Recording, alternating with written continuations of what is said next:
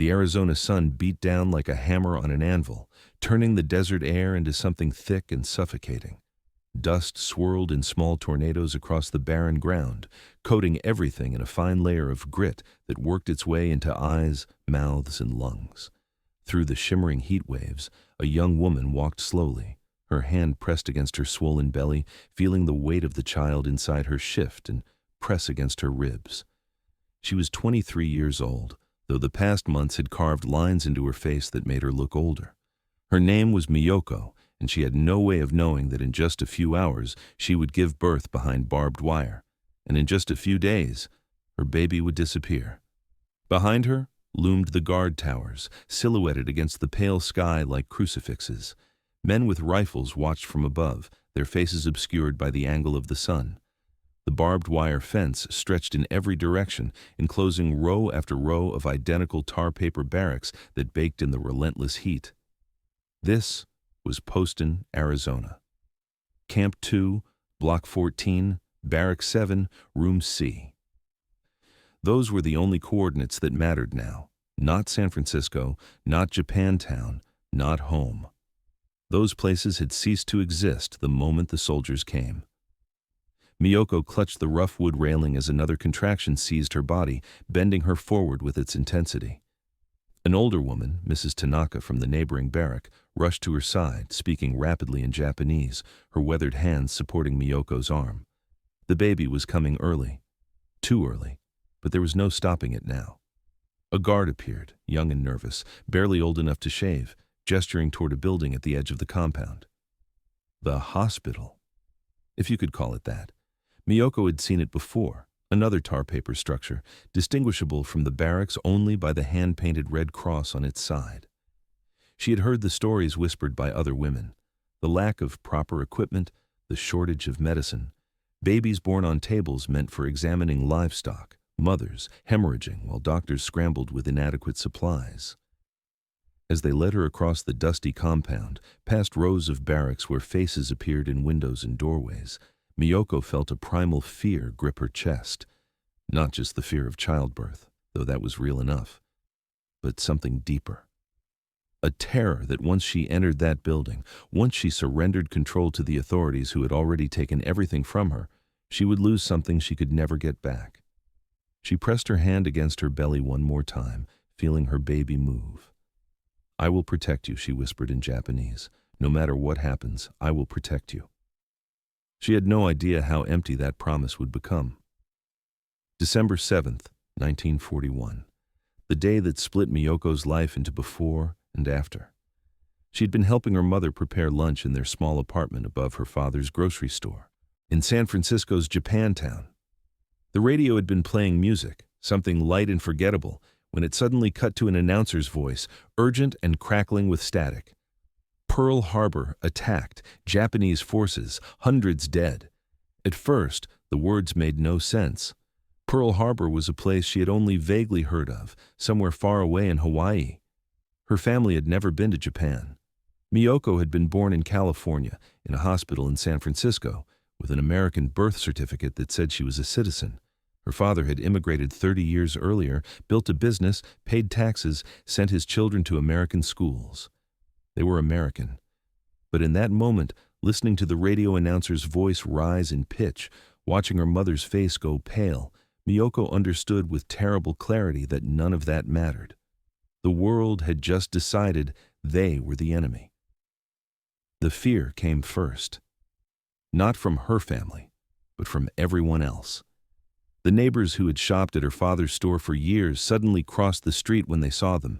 Windows were broken, paint was thrown. Someone spray-painted "Japs Go Home" across the store's front window. And when her father tried to clean it, a group of men told him if he knew what was good for him, he would leave it there. At school, Miyoko's younger brother came home with a black eye, refusing to say who had hit him. Her sister stopped going out altogether, terrified of the looks, the whispers, the sudden transformation from neighbor to enemy. Then came the FBI. They arrived before dawn, pounding on doors throughout Japantown, taking away fathers, brothers, community leaders. Anyone they deemed suspicious, which seemed to mean anyone who had maintained any connection to Japanese culture. Miyoko's father was taken because he was on the board of the Japanese Cultural Center. They came for Mr. Yamamoto next door because he taught kendo. They took Dr. Sato because he subscribed to a Japanese newspaper. The men were given no trials, no charges, just taken away to places their families would not learn about for months. That was when Miyoko discovered she was pregnant. Her husband, James, had been drafted into the army just weeks before Pearl Harbor. He was training somewhere in Texas, preparing to fight for a country that was beginning to treat his family like traitors. She had written him a letter telling him about the baby, but she did not know if he would ever receive it. The mail was being monitored now. Letters opened, censors reading every word. February 19th, 1942. President Roosevelt signed Executive Order 9066. Miyoko heard about it from Mrs. Tanaka, who had heard it from her son, who had read it in the newspaper before the family subscription was mysteriously canceled. The order authorized the military to remove anyone deemed a threat from military areas. It did not mention Japanese Americans by name. It did not need to. Everyone knew exactly who it meant. The notices appeared on telephone poles, on the sides of buildings, on the bulletin board at the post office. Instructions printed in English and Japanese. All persons of Japanese ancestry, both alien and non-alien, would be evacuated from designated military zones. Each family could bring only what they could carry. They had less than a week to prepare. Miyoko stood in her family's apartment, looking at the furniture her parents had saved years to buy, at the photographs on the walls, at her grandmother's dishes brought from Japan 2 generations ago. How do you pack a life into a suitcase? How do you decide what matters when you do not know if you will ever come back? Her mother moved through the rooms like a ghost, touching things but unable to make decisions. Her father sat at the kitchen table, his head in his hands, silent. At 48 years old, he had built a life in America, and now, in a matter of days, it was all being taken away. They were told to report to the civil control station with their belongings. Families lined up outside, children crying, old people confused, everyone carrying bags and bundles. Soldiers checked names off lists, attached numbered tags to coat lapels, to suitcases, to people, as if they were luggage themselves. Miyoko's family was given the number 27348. That was who they were now. Not the Nakamura family, not American citizens, just numbers on a list. The buses came next, green military vehicles with covered windows. No one was told where they were going. Miyoko climbed aboard, 4 months pregnant, helping her mother up the steep steps. The bus was packed, families pressed together, babies crying, the air thick with fear and uncertainty. They drove for hours, and when Miyoko finally managed to peek through a gap in the window covering, all she saw was farmland rolling past, then desert beginning to replace the green. They stopped first at what officials called an assembly center, the Tanforan racetrack in San Bruno. Miyoko stepped off the bus and realized with horror where they were being taken. The horse stables. Families were being housed in horse stalls, the smell of manure still thick in the air, hay scattered on the ground. Her family was assigned Stable 43. The walls did not reach the ceiling. There was no privacy. The floor was dirt. That night, lying on a cot in a horse stall, listening to her mother cry quietly in the darkness, Miyoko felt her baby kick for the first time, a flutter like bird wings against the inside of her belly. She placed her hand over the spot and wept. They stayed at Tanforan for 4 months, 4 months of eating in mess halls where they stood in long lines for food that came out lukewarm and tasteless, 4 months of communal bathrooms with no doors on the stalls, no privacy, no dignity, 4 months of dust and heat and the constant presence of armed guards watching from the perimeter. Miyoko's pregnancy began to show. An older woman who had been a midwife in Japan examined her and said the baby seemed healthy, but there was concern in her eyes. The conditions were not good for pregnant women. The food lacked proper nutrition. The stress was taking its toll. In August of 1942, they were moved again. This time, the trains came. Long lines of cars with windows that could not be opened, packed with families and their meager belongings. The trains headed east, into the desert.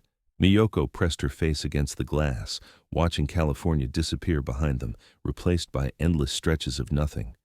just sand and sky and heat that radiated through the metal walls of the train car. They arrived at Poston, Arizona, after 3 days of travel. When the train doors opened, the heat hit like a physical force. It was late afternoon, and the temperature was 112 degrees. Miyoko felt the air burn her lungs as she breathed. All around her, people gasped, stumbled, shielded their eyes against the sun reflecting off the pale desert sand. Poston was enormous, 3 separate camps spread across 70,000 acres of desert on the Colorado River Indian Reservation.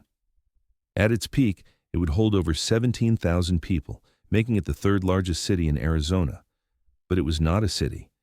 It was a prison for American citizens who had committed no crime.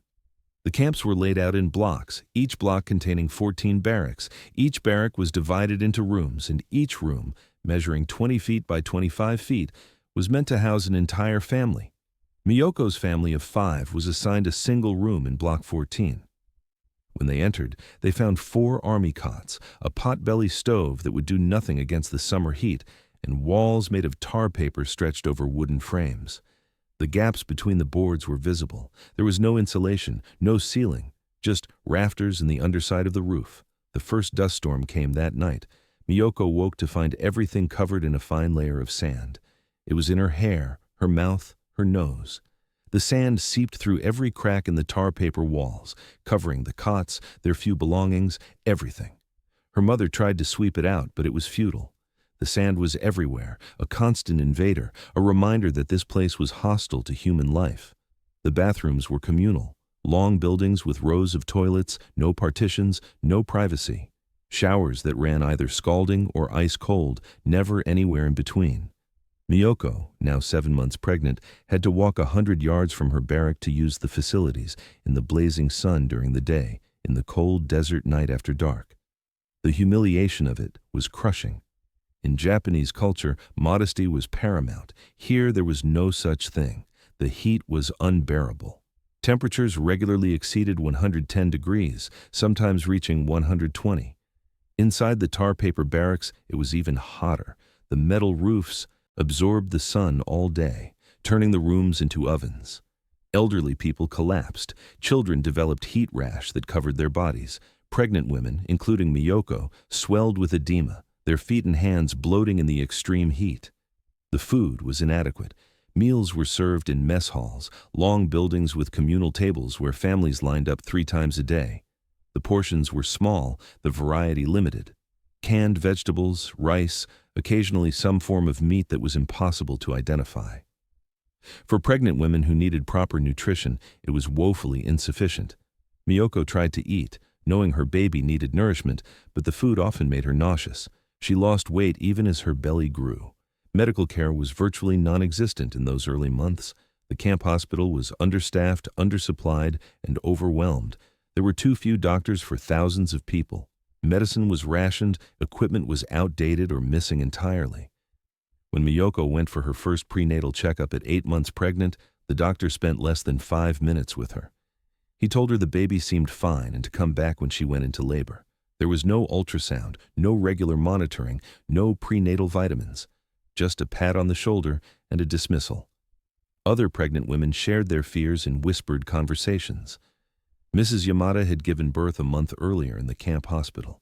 She spoke of the cold metal table, the rough hands of nurses who seemed resentful of having to care for Japanese patients, the lack of pain medication. Her baby had been born healthy, but she had torn badly during delivery, and the stitches had become infected. She was still in pain, still unable to walk properly. Another woman, younger than Miyoko, had lost her baby at 6 months.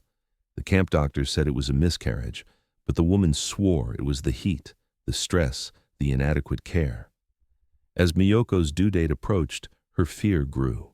She lay awake at night on her cot, feeling her baby move inside her, wondering what kind of world she was bringing this child into. A world of barbed wire and guard towers. A world where her own country had declared her an enemy. A world where her baby would be born not in a proper hospital, but in a prison camp in the middle of the desert. She tried to write to James, but the letters she received back were heavily censored, whole paragraphs blacked out by military censors. She did not even know if he knew about the camps. if he understood what had happened to his family. Some Japanese American soldiers were given leave to visit their families in the camps, but James had not been granted that privilege. Or perhaps he had requested it and been denied. She had no way of knowing. The baby kicked, a strong jab to her ribs that made Miyoko wince. She placed her hand over the spot, feeling the outline of a tiny foot pressing against her skin. "Hold on, little one," she whispered in the darkness. "Just hold on." But even as she said it, she felt the first tightening across her belly, the beginning of contractions that would change everything. The contractions came faster now, rolling through Miyoko's body in waves that left her breathless and trembling. Mrs. Tanaka held her arm as they crossed the dusty compound toward the hospital barrack, speaking softly in Japanese, words of comfort that seemed to disappear into the scorching afternoon air. The sun hung directly overhead, brutal and unforgiving, and Miyoko felt sweat running down her back, soaking through her thin cotton dress. Each step sent a jolt of pain through her pelvis.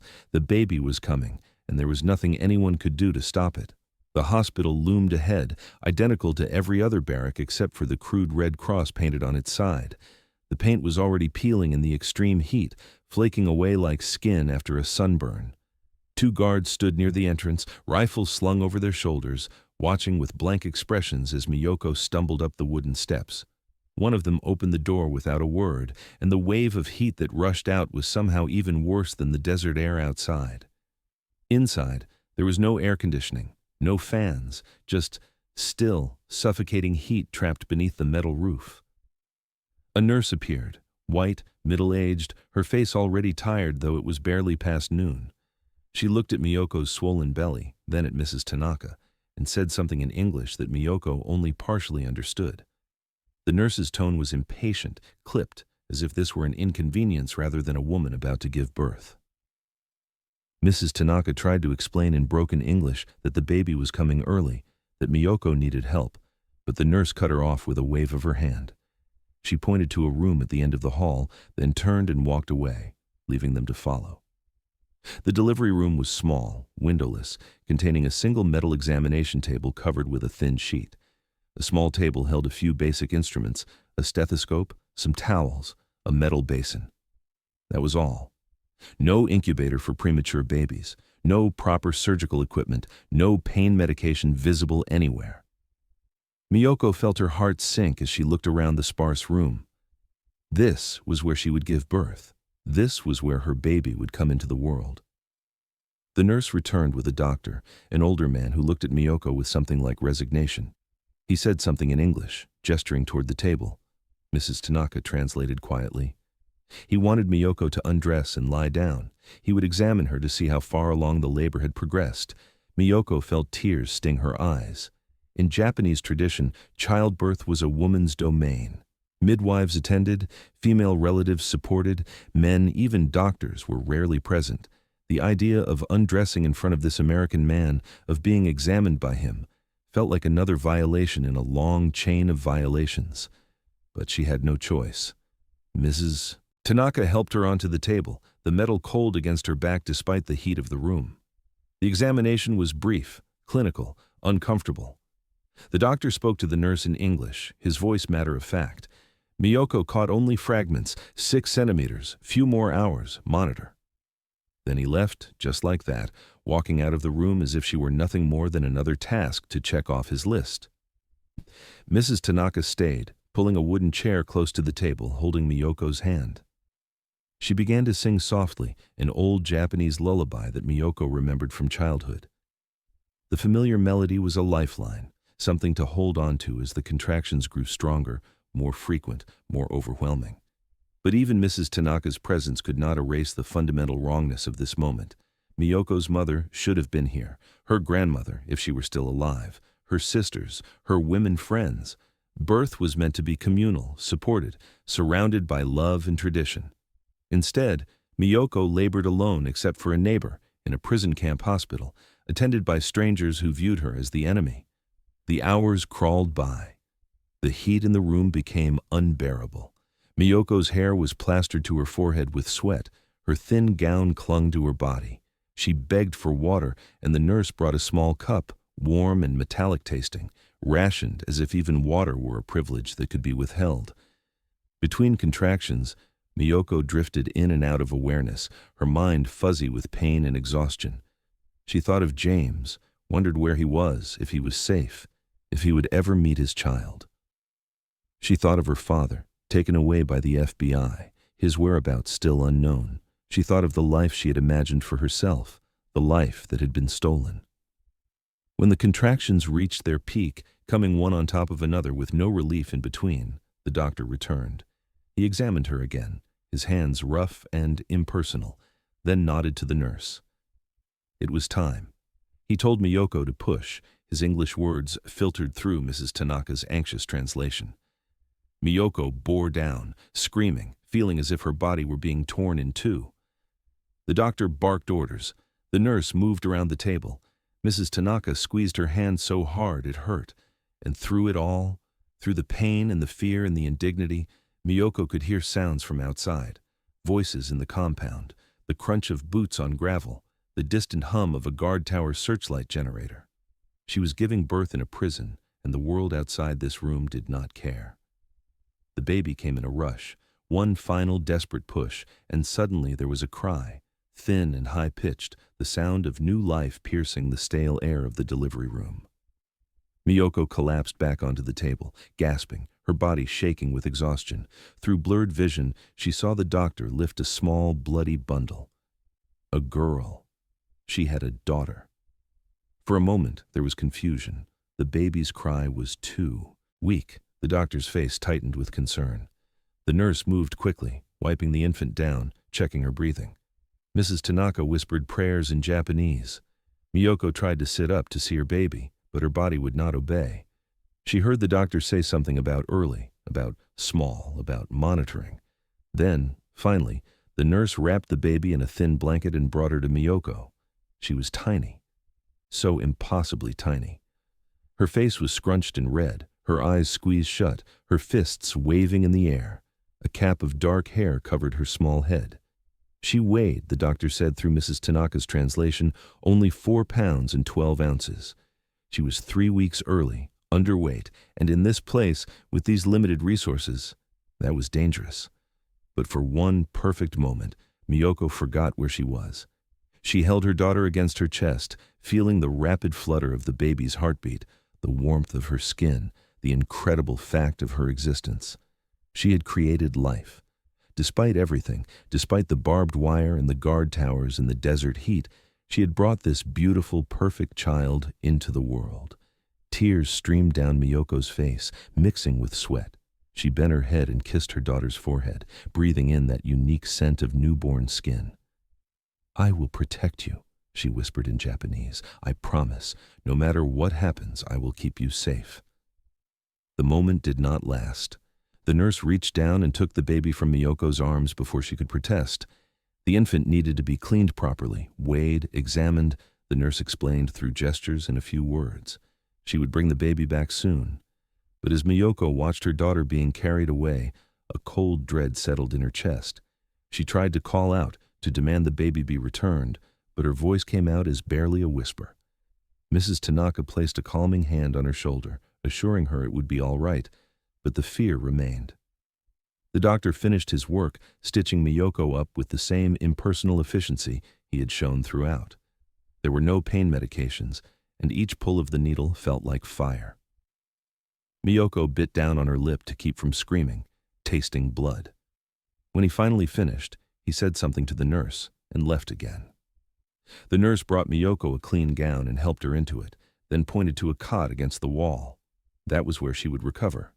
Not a proper hospital bed, just an army cot identical to the ones in the barracks. Mrs. Tanaka stayed as long as she was allowed, but eventually another nurse came and told her visiting hours were over. She had to leave. Mrs. Tanaka squeezed Miyoko's hand one more time, promised to check on her family, to bring news to her mother, and then she was gone. Miyoko lay on the cot, alone in the stifling heat, staring at the ceiling, waiting for someone to bring her baby back. Hours passed, the sun began to set, and through a small window high on the wall, Miyoko could see the sky turning orange and purple. She heard the sounds of the camp settling into evening. the bell for dinner, the shuffle of thousands of feet heading to the mess halls, the calls of guards changing shifts, and still no one brought her daughter. When a nurse finally appeared, it was not with the baby, but with a bottle and instructions. The baby was in the nursery being monitored. She was having trouble maintaining her body temperature, the nurse explained in slow, careful English. She was too small, too early. They were keeping her warm, feeding her formula through a dropper. Miyoko could see her in the morning. Miyoko tried to argue. In Japanese tradition, babies stayed with their mothers. Skin-to-skin contact was essential. Breastfeeding should begin immediately. But the nurse did not understand or did not care. This was an American hospital run by American rules, and Japanese traditions meant nothing here. The nurse left the bottle on the small table beside the cot and walked away. Miyoko did not sleep that night. She lay on the cot, her body aching, her breasts beginning to fill with milk that her daughter was not there to drink. She stared into the darkness, listening to the sounds of other patients in nearby rooms. She heard another woman in labor screaming. She heard a child coughing, the wet, rattling sound of illness. She heard guards outside, their boots crunching on gravel as they made their rounds. And she worried about her tiny daughter in a nursery somewhere in this building, worried about what would happen next, worried about a fear she could not yet name. In the morning, they finally let her see the baby. A nurse led Miyoko down a narrow hallway to a room at the back of the hospital. Inside were 4 wooden boxes, handmade cribs, each containing an infant. Her daughter was in the third one, wrapped in a thin blanket, a cap on her head. Miyoko's heart clenched at the sight. The baby looked even smaller than she remembered, fragile as glass. The nurse allowed her to hold her daughter, to try to feed her. The baby latched weakly, and Miyoko felt a surge of relief as the nursing began. This was natural, this was right, this was how it should be. But after only a few minutes, the nurse reached down and took the baby away again. That was enough for now, she said. The baby needed to rest. Too much stimulation was not good for premature infants. Miyoko wanted to scream. She wanted to fight. But what could she do? She was a prisoner. She had no rights, no voice, no power.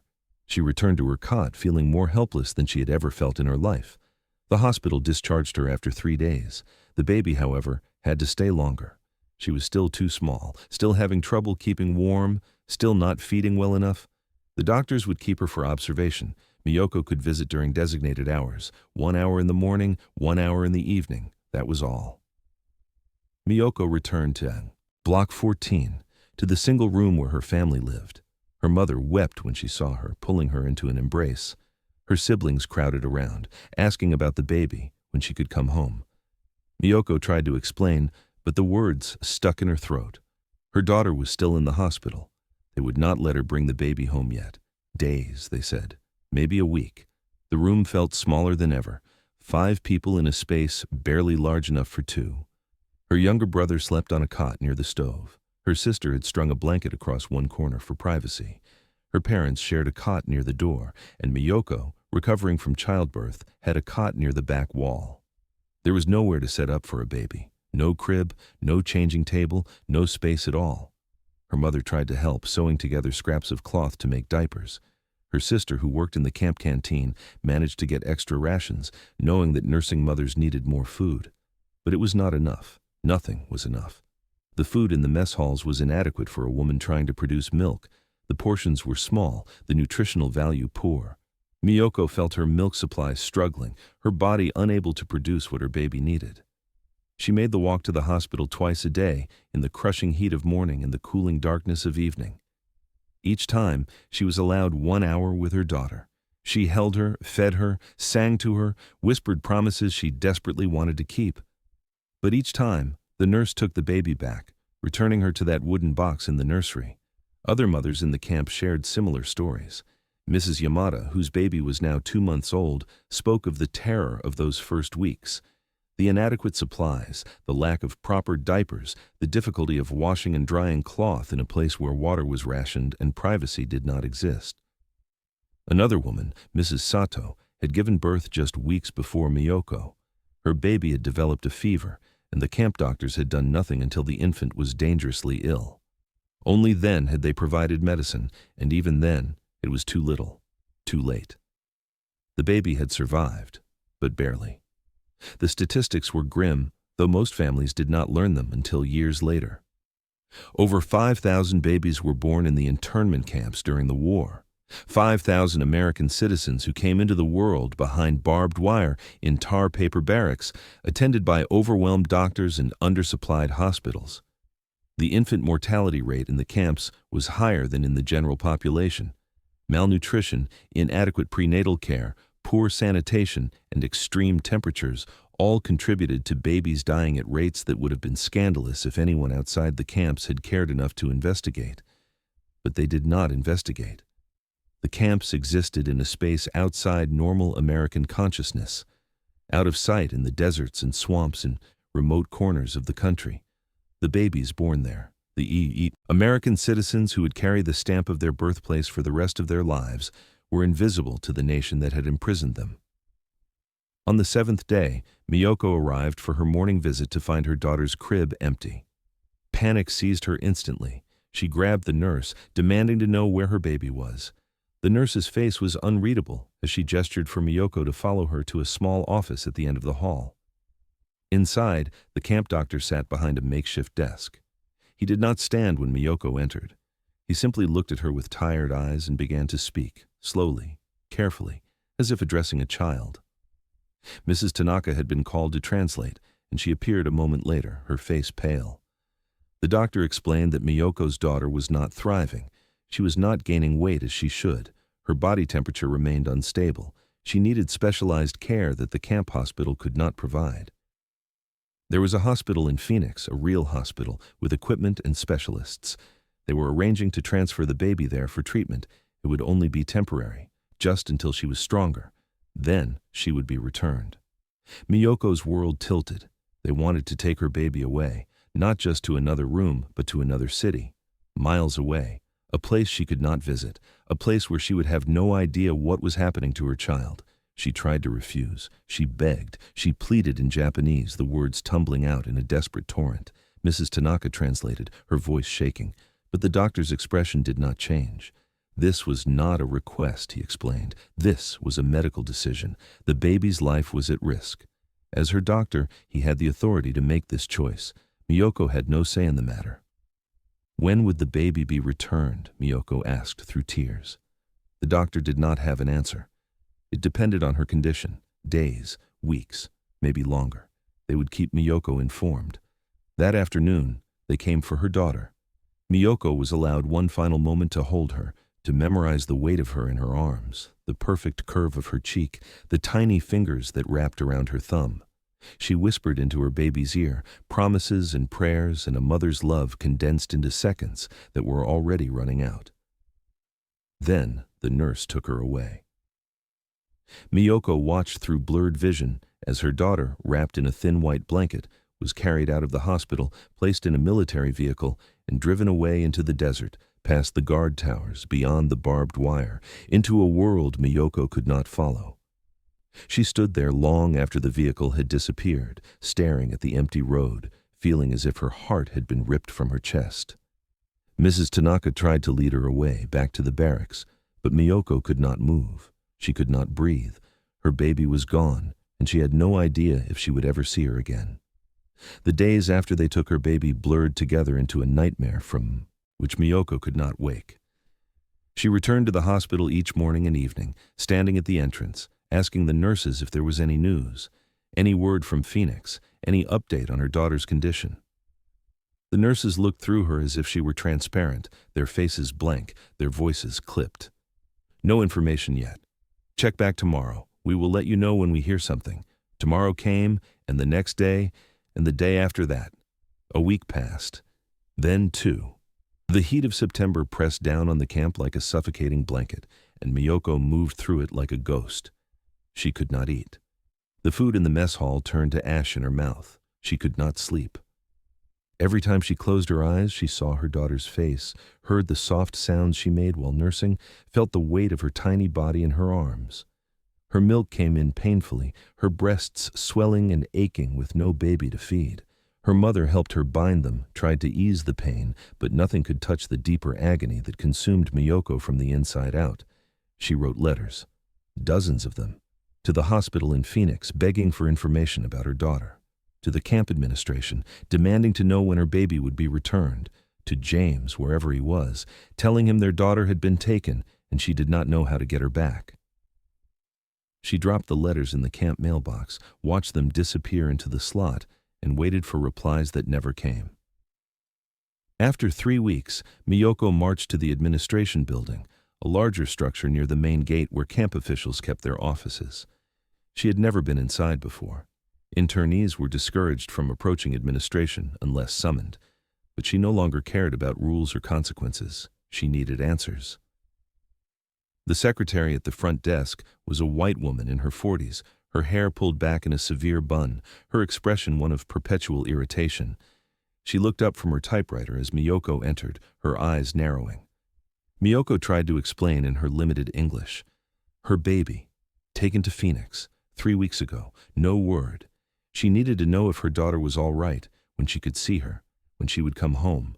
The secretary's face remained unmoved. She shuffled through papers on her desk with maddening slowness, then shook her head.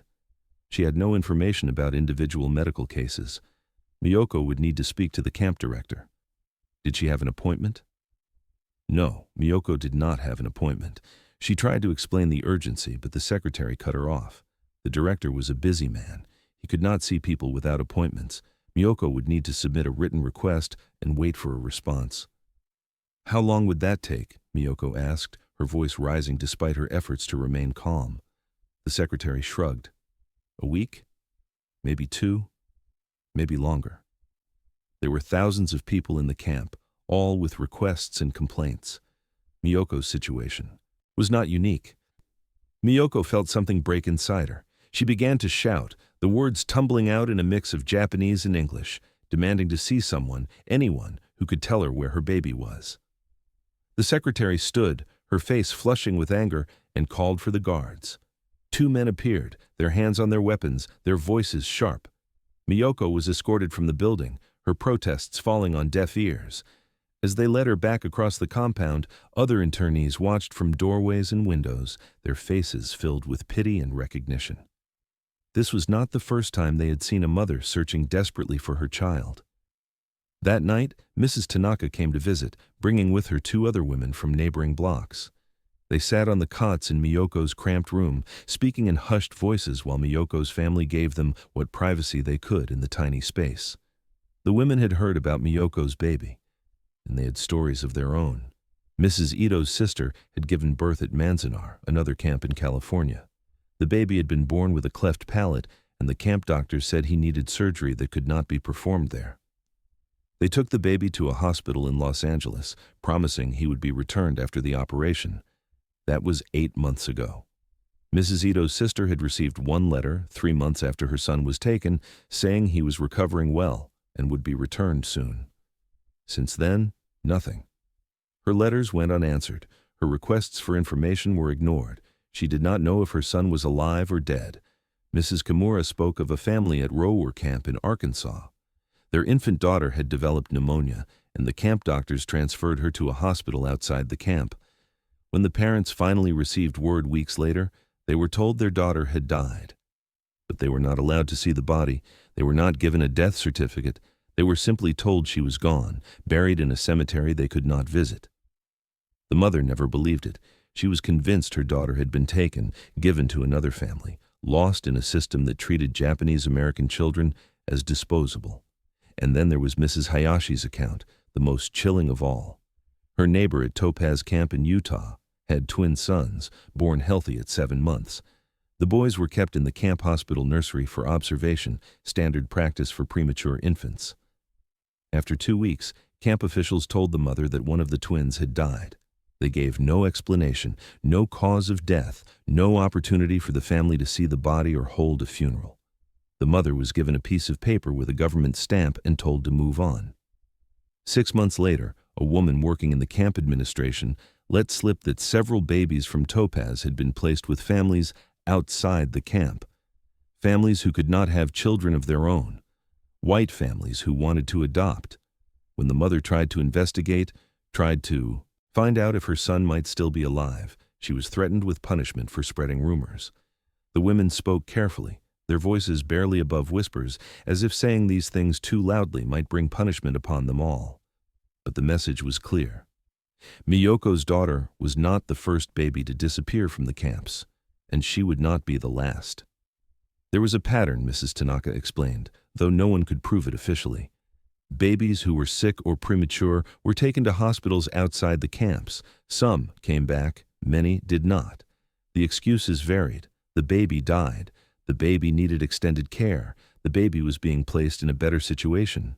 But mothers were never given full information. Records were incomplete or non-existent, and the bureaucracy made it nearly impossible to track what had happened. Some suspected it was intentional, that certain officials, certain doctors, certain social workers saw these Japanese-American babies as better off being raised by white families, removed from their enemy alien parents and given a chance at a real American life.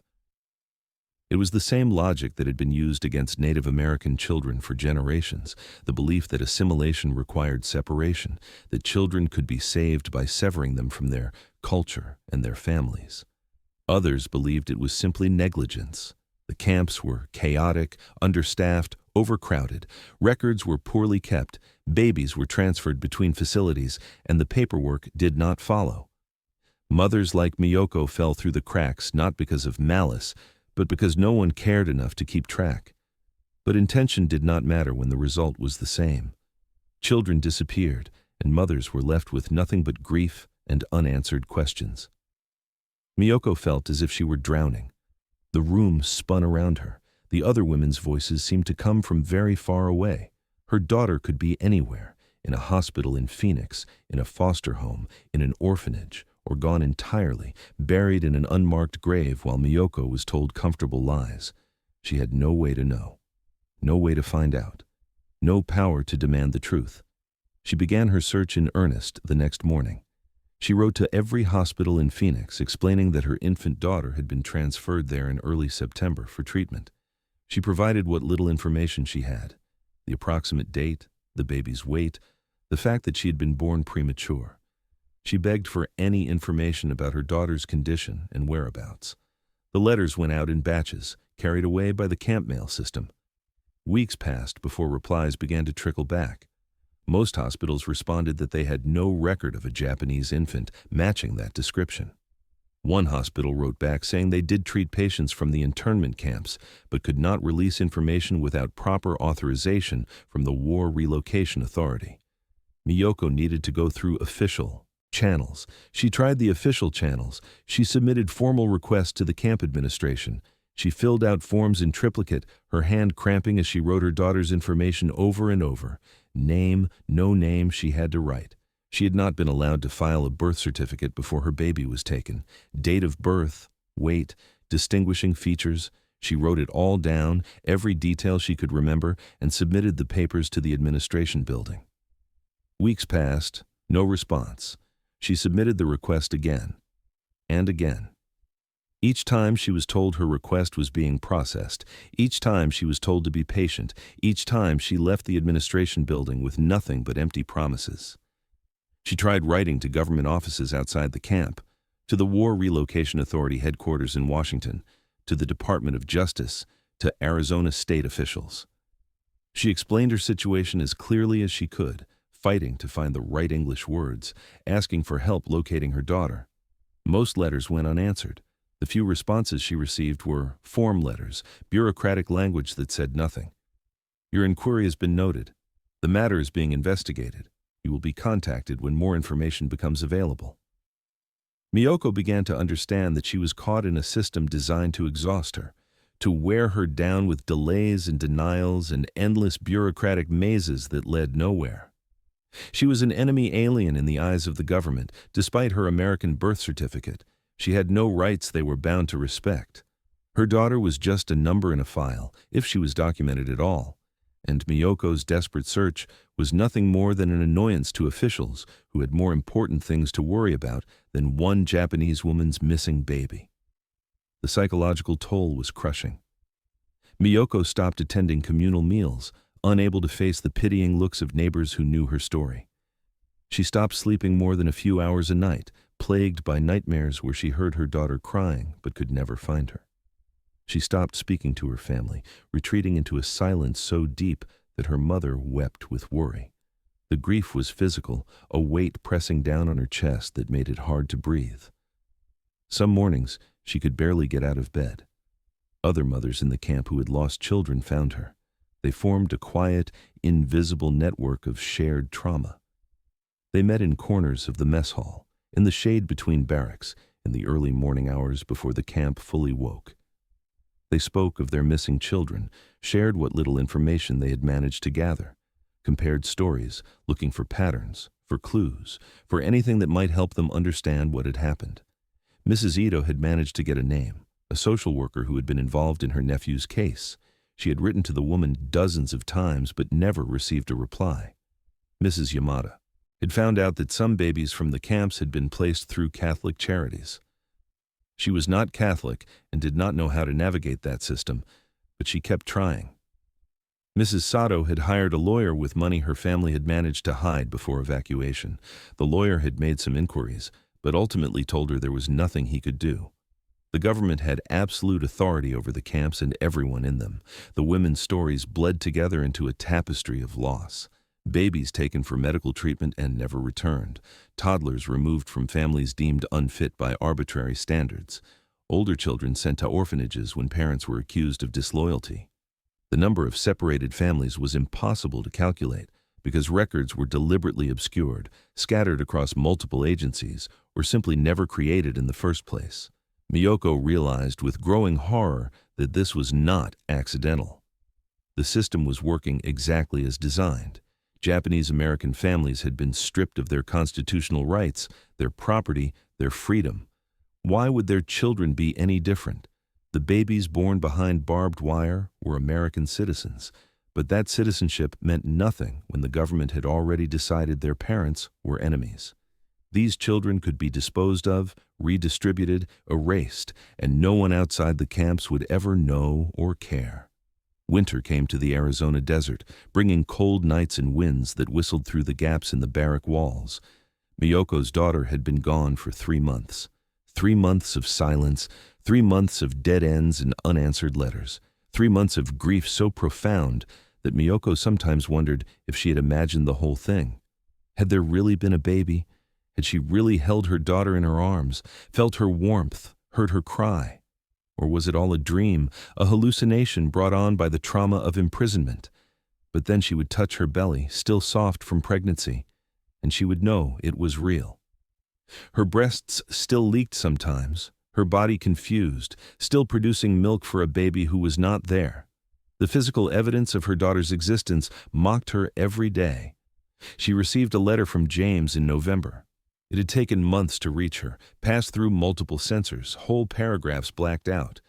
But enough remained for her to understand that he had finally learned about the baby's birth and disappearance. He was trying to get leave to come to the camp, but his requests kept being denied. He was stationed somewhere in Mississippi, training for deployment to Europe, and the Army would not let him go. He wrote that he was making inquiries through military channels, trying to use his status as a soldier to get information. But even that was proving futile. His commanding officers told him to focus on his duty. His family situation was not their concern. Miyoko held the letter and wept. Even James, who wore the uniform of the United States Army, who was preparing to fight and possibly die for his country, could not help her. If a soldier had no power to locate his own child, what hope did an imprisoned woman have? December arrived, marking 1 year since Pearl Harbor.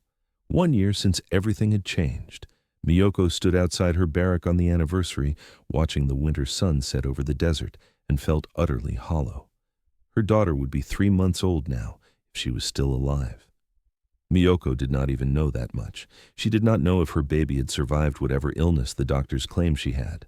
She did not know if her daughter was being cared for, being fed, being held. She did not know if somewhere out there her child was crying for a mother who could not come.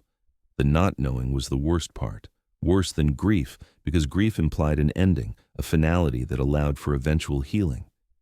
This was different. This was an open wound that could not close, a question that could not be answered, a loss that had no boundaries because Miyoko did not know what she had lost. Hope and despair warred inside her constantly, pulling her in opposite directions until she felt she might split in two. Mrs. Tanaka found her that evening, standing alone in the cold darkness. The older woman wrapped a blanket around Miyoko's shoulders and stood beside her in silence. After a long while, she spoke softly in Japanese. "They want us to forget. They want us to move on, to accept, to be grateful they feed us and shelter us. They want us to believe that what they have done to us, to our children, is for our own good. But we cannot forget. We must not forget. Even if we never find our children, we must remember that they existed, that they were taken, that this injustice happened, because if we forget, if we let them erase this from history, then it will happen again, to someone else's children, in some other time." Miyoko turned to look at Mrs. Tanaka, tears freezing on her cheeks. "How do you survive it?" she asked. "How do you keep living when part of you is gone?" Mrs. Tanaka's eyes were ancient with sorrow. "You survive," she said simply, "because you must, because your daughter needs you to survive. If she is alive, she needs you searching for her. If she is gone, she needs you to remember her. Either way, you cannot give up. Grief is not weakness. Grief is love with nowhere to go. So you keep loving, keep searching, keep hoping, even when hope seems impossible. That is how you survive." They stood together in the darkness, two women among thousands, all carrying losses too heavy to measure. Around them, the camp settled into night. Guard towers lit up, searchlights sweeping across the compound. Families gathered in their cramped rooms, trying to create warmth and normalcy in a place designed to break them. And somewhere, far beyond the barbed wire, beyond the desert, beyond the reach of a mother's desperate love, a baby existed or did not exist, in a void of bureaucratic silence that no amount of searching could penetrate. Miyoko pulled the blanket tighter and made a silent vow. She would not stop looking. Not ever. Even if it took the rest of her life, even if she never found answers, she would keep searching for her daughter, because that was the only thing left that she could do, the only way to honor the 7 days they had together, the only way to prove that her child had mattered, had been real, had been loved. They could take away her freedom, they could take away her home, they could even take away her baby. But they could not take away her determination to remember, to fight, to refuse to let her daughter disappear into the bureaucratic darkness without a trace. The searchlight passed overhead, illuminating her face for a moment before moving on. Miyoko stood firm, unbowed, carrying a grief that would never fully heal, but that she would learn to carry forward into whatever uncertain future awaited beyond the wire. The searchlight that had swept across Miyoko's face that December night would continue its vigilant patrol for another 2.5 years, but everything else was about to change. August 6, 1945, the world learned a new word: Hiroshima. 3 days later, Nagasaki. On August 15th, Emperor Hirohito's voice crackled over radios across Japan, announcing surrender. The war that had torn Miyoko's life apart was finally over. Inside the camps, the news spread in whispers, then shouts, then an eerie silence as families tried to process what this meant for them. Victory celebrations erupted across America. Sailors kissed nurses in Times Square. Cities exploded with joy. But in the camps, there was no celebration, only uncertainty. What would happen to them now? Where would they go? The homes they had been forced to leave were occupied by strangers. Their businesses were gone, their savings depleted. And for Miyoko, the question that haunted her every waking moment remained unanswered. Where was her daughter? The camps did not close immediately. It took months for the government to process the release of over 100,000 people who had been imprisoned without trial, without charges, without evidence of any wrongdoing. Families received $25 in cash and a train ticket to wherever they wanted to go. $25 to rebuild lives that had been shattered. $25 to compensate for years of lost freedom, lost property, lost dignity. Miyoko received her notice in November of 1945. She and her family were free to leave Poston. The word free tasted like ash in her mouth. How could she be free when her daughter was still missing? She went to the administration building one final time, begging for information before she left. Surely now that the war was over, they could tell her something. Anything. The administrator, a different man than before, looked through files with the same maddening slowness she had come to know so well. He found nothing. No record of a baby transferred to Phoenix, no documentation of medical treatment, no paper trail at all. It was as if her daughter had never existed. Perhaps, he suggested with casual cruelty, she had been mistaken. Perhaps in the stress of childbirth, in the confusion of the camp, she had imagined things differently than they happened. Perhaps the baby had died, and in her grief, she had created a different narrative. Miyoko's mother had to physically restrain her from attacking the man. They left the building with nothing. No answers, no closure, no justice. The train ride back to San Francisco was nothing like the journey to the camps. Then, they had been prisoners under guard, windows covered, dignity stripped away. Now they were simply unwanted passengers, free to look out the windows at the country that had betrayed them. Miyoko pressed her face against the glass, watching the desert give way to farmland, farmland to cities, cities to the familiar landscape of California. But nothing looked the same. Or perhaps she was the one who had changed so fundamentally that she could no longer recognize the world she had once known. San Francisco greeted them with hostility. Signs in shop windows read, "No Japs allowed." Landlords refused to rent to Japanese families. Former neighbors crossed the street to avoid them. The apartment above her father's grocery store was occupied by a white family who claimed they had bought the property legally during the war. Her father's papers, his deed, his proof of ownership, had all been lost or destroyed. The new occupants called the police when he tried to argue. The officers who arrived made it clear that Japanese Americans had no rights they were obligated to respect. The family would be arrested for trespassing if they did not leave immediately. They found temporary shelter in a church basement, sharing the space with dozens of other returning families. All of them had similar stories: property seized under dubious legal proceedings, possessions sold or stolen, businesses destroyed, and beneath all of it, the deeper wounds, marriages broken by years of separation, children traumatized by imprisonment, elders who had died in the camps, denied the dignity of spending their final years in freedom. Miyoko's search for her daughter began again with renewed desperation. Now that she was out of the camp, surely she could find answers. She went to every hospital in Phoenix, showing up in person, refusing to leave until someone looked through their records. Most hospitals had no information. One, St. Joseph's, had records of treating patients from the internment camps. But the files were incomplete, pages missing, names redacted. A sympathetic nurse pulled Miyoko aside and whispered that some records had been deliberately destroyed. Orders from above. No one wanted the full story of what had happened in the camps to become public knowledge. She tried adoption agencies.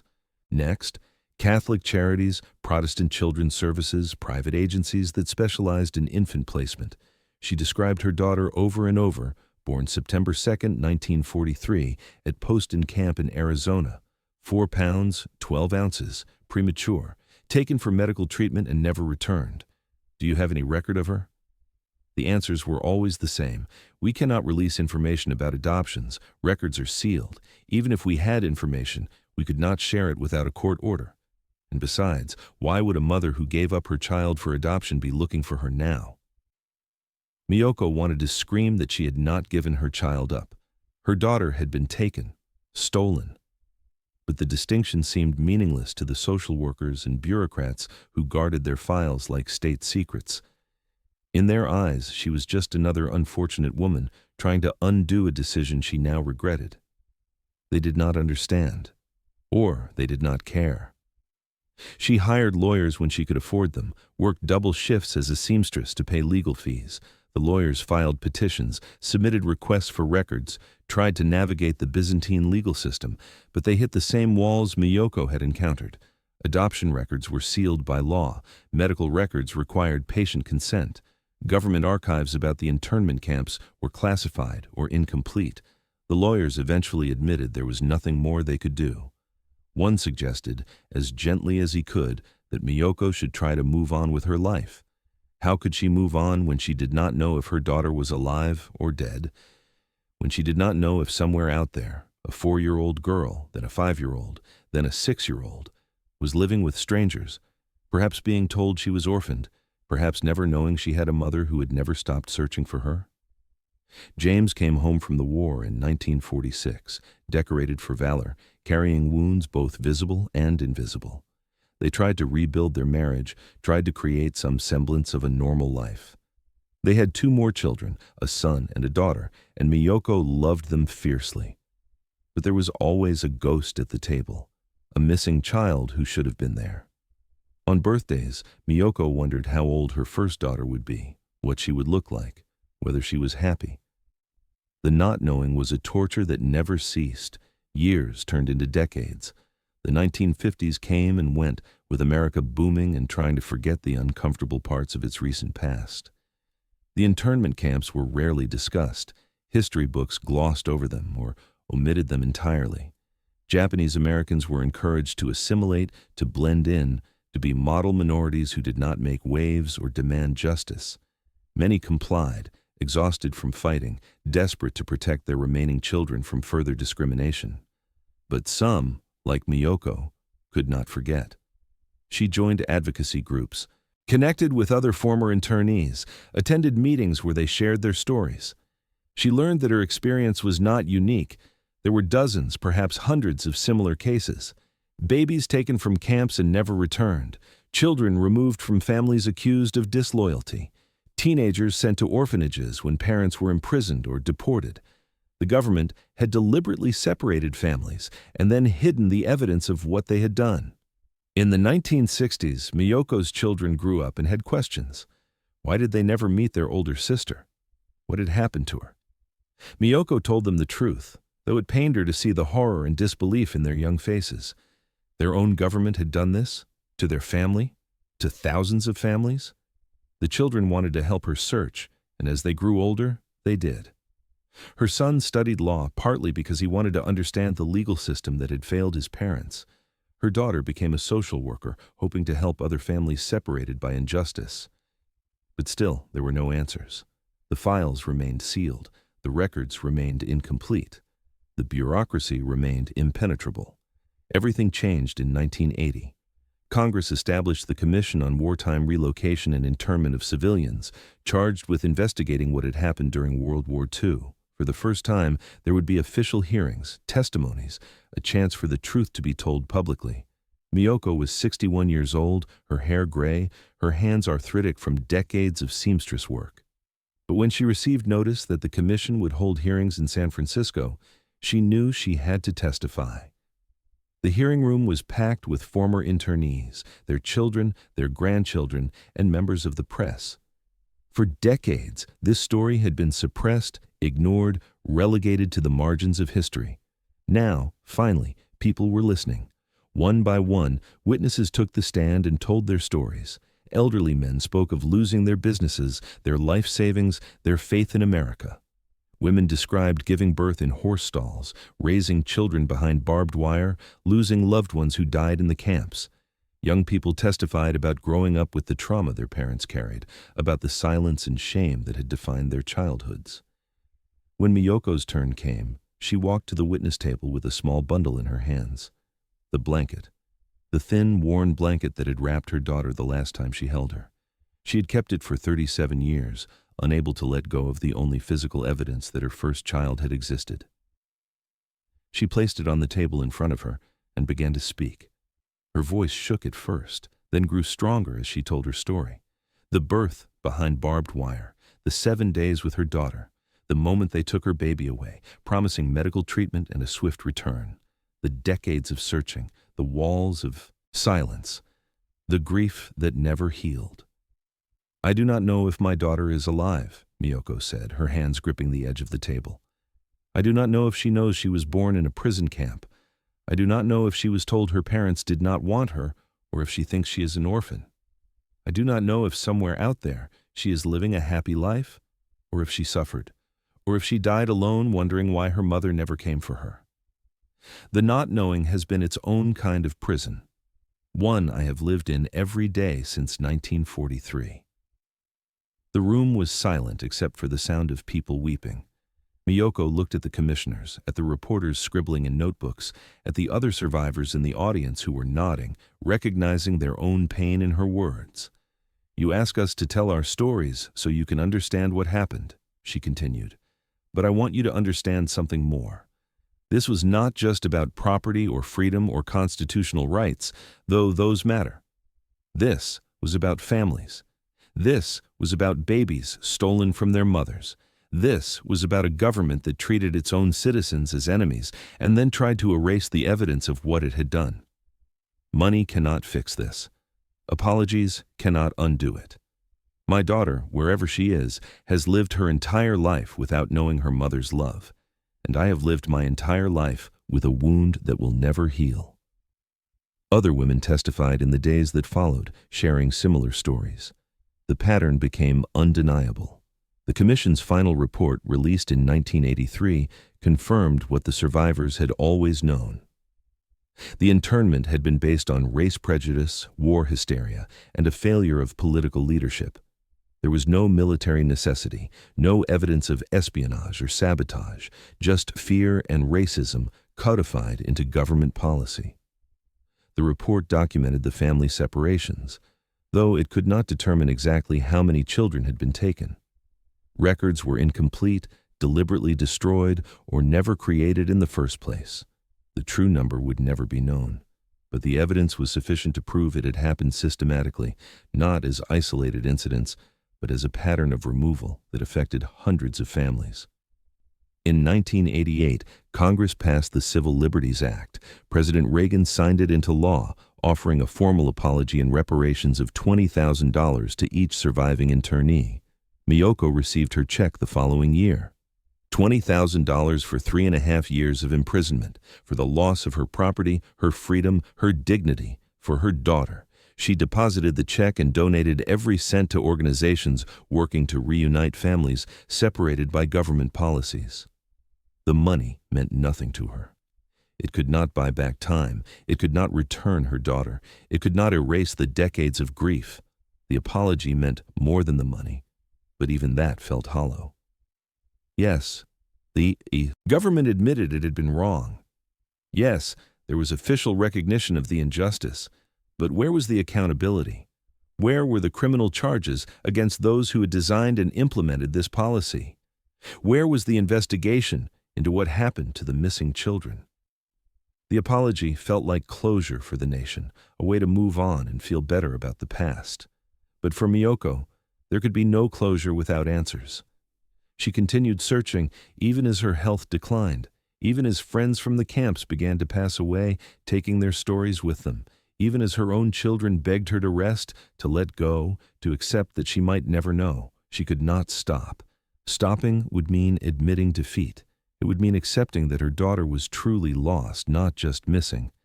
And that was a truth she could not bear. In the late 1990s, a graduate student working on a dissertation about the internment camps contacted Miyoko. She had found fragments of medical records in an archive, including a notation about a baby transferred from Poston to Phoenix in September of 1943. The baby had been treated for failure to thrive and low birth weight. After 6 weeks of treatment, the notation said the infant had been placed in foster care pending parental retrieval. But there was no follow-up, no record of the parents being notified, no documentation of the baby's subsequent placement. It was the closest Miyoko had ever come to confirmation. Her daughter had survived, at least for those 6 weeks. She had been in foster care, but then the trail went cold. The foster care records from that era had been purged decades earlier.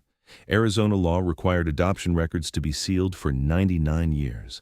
Even if Miyoko could prove which agency had handled her daughter's case, she would be dead long before those files could be opened. Miyoko was 79 years old when she received that information. She'd been searching for 56 years. More than half a century of her life spent looking for a daughter she had held for only 7 days. The graduate student sat with her in her small apartment, watching this elderly woman cry over photocopies of incomplete medical records, and understood that some wounds never heal. Time does not ease all pain. Some losses are too profound to be survived in any meaningful sense. You just carry them, day after day, until the weight of them becomes who you are. Miyoko died in 2004 at the age of 83. Her obituary, written by her son, mentioned that she was predeceased by a daughter lost during World War II. At the funeral, her children displayed the blanket, framed behind glass, with a small plaque explaining its significance. They had no grave to visit, no place to lay flowers for their lost sister. So they created a memorial from the only thing that remained, a thin, worn blanket that had once wrapped a baby who was taken and never returned. The story did not end with Miyoko's death. Her children continued the search, now aided by DNA testing and internet databases that had not existed during their mother's lifetime. They submitted DNA samples to ancestry websites, hoping against hope that somewhere their sister or her descendants might do the same. They posted on forums for adoptees searching for birth families.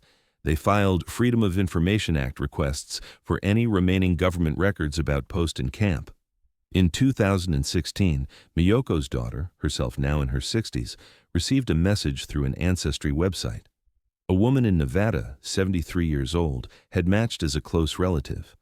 The woman had been adopted as an infant, raised by a white family, told only that her birth mother had been unable to care for her.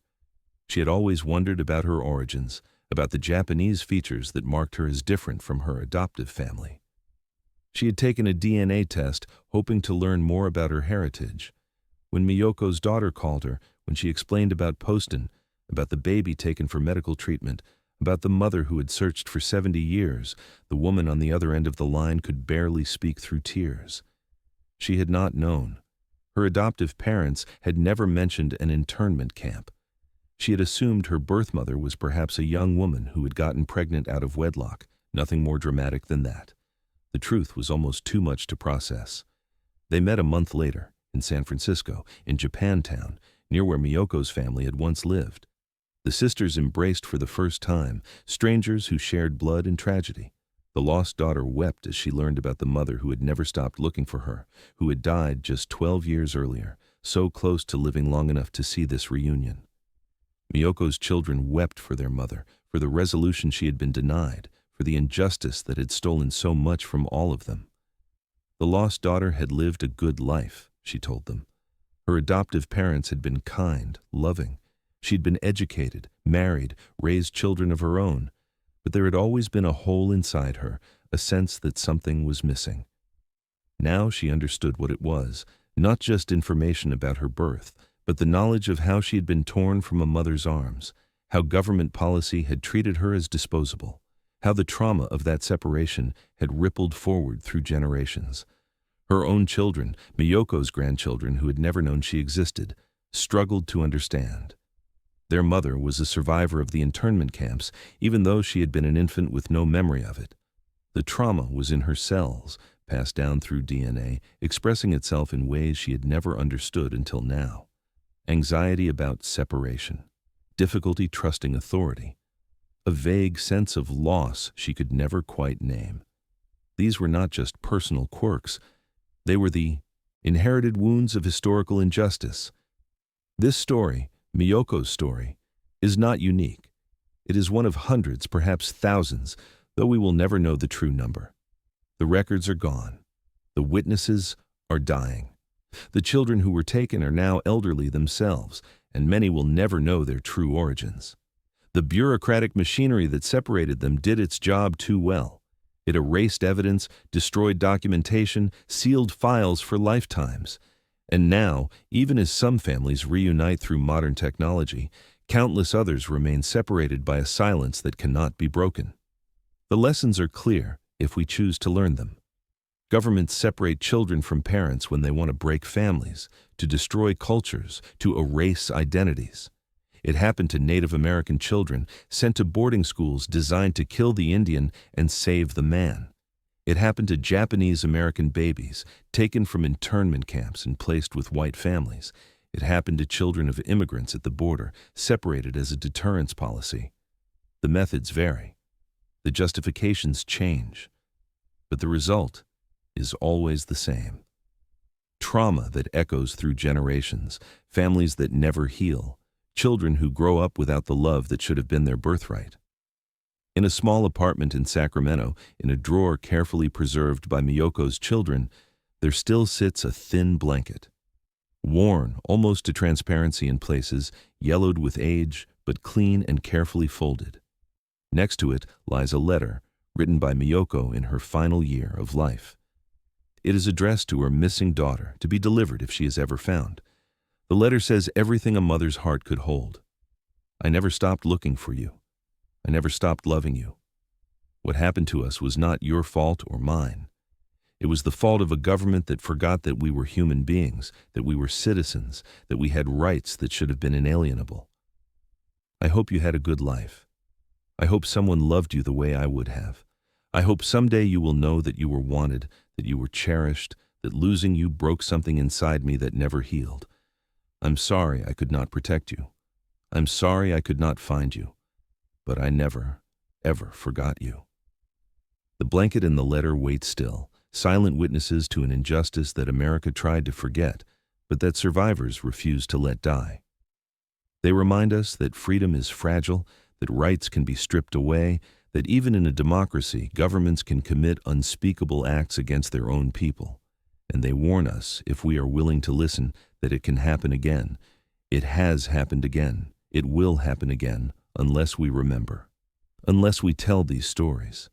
Unless we hold ourselves accountable for the sins of our past and commit, truly commit to never repeating them.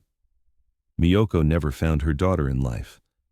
But perhaps in death, in the telling of her story, in the reunion that came too late, for her, but not too late for her children, there is a kind of justice, not the justice of courts and laws, but the justice of truth finally told, of silence finally broken, of a mother's love separated by barbed wire and bureaucracy, finally acknowledged and honored. It is not enough, it will never be enough, but it is all we have.